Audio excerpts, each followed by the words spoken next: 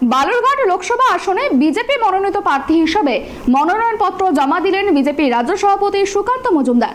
মনোনয়নপত্র জমা দেওয়ার আগে বালুরঘাট শহরে একটি বর্ণাঢ্য র্যালিতে অংশগ্রহণ করেন সুকান্ত মজুমদার এবং তার সঙ্গে ছিলেন ত্রিপুরার মুখ্যমন্ত্রী মানিক সাহা। মনোনয়নপত্র জমা দেওয়ার পর সাংবাদিকদের মুখোমুখি হয়ে জয়ের ব্যাপারে নিশ্চিত বার্তা দিলেন সুকান্ত মজুমদার। সেটাই আমরা রাখি। আমরা শিয়ালদা বালুরঘাট ট্রেন, যেটা এই জেলার বহুদিনের আশা ছিল, আমরা সেটাকে করেছি। দিল্লি ট্রেন মানুষের বহুদিনের আশা আকাঙ্ক্ষা ছিল, সেটাও অ্যানাউন্স হয়ে গেছে, চালু হওয়া শুধু সময়ের অপেক্ষা। সেই ট্যাবলেট দিয়ে আমরা মানুষকে সেটা প্রচারের কাজে ব্যবহার করেছি।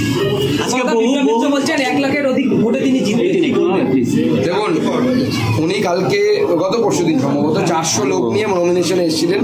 সংখ্যা কম হয়েছে বলে উনি হাঁটেননি মিছিলে। তো উনি ওনার যদি ওই 400 লোকে যদি 1 লাখ মার্জিন হয়, তাহলে আমাদের আজকে লোক সংখ্যা ওনার কত গুণ ছিল আপনারা হিসেব করুন। তাহলে সেই অনুসারে ঐকিক মার্জিন হওয়া উচিত। আজকে আপনার কর্মী সমর্থকদের নিয়ে বর্ণাঢ্য র্যালি করলেন, কি বার্তা দেবেন কর্মীদের জন্য? দেখুন, কর্মীদেরকে বলবো যে গতবারও তারা যেভাবে জি জান দিয়ে লড়েছিলেন এবং 21-এও আমরা 3টে বিধানসভা সিটে জিতেছিলাম। আমাদের বিধায়করা আজকে আমাদের সাথে ছিলেন, অন্যান্য এলাকার বিধায়করাও এসেছিলেন আজকে।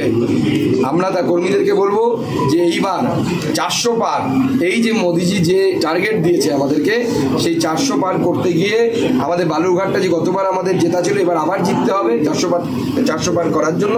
বালুরঘাট বিপুল মার্জিনে, 1 লক্ষের বেশি মার্জিনে।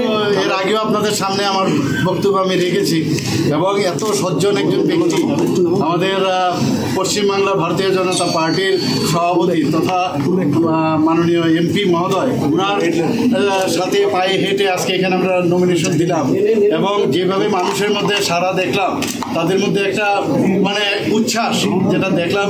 তো আগামী দিন কি হতে যাচ্ছে, 4ই জুন কি রেজাল্ট, আজকেই কিন্তু বোঝা গেল যে রেজাল্ট কি হবে।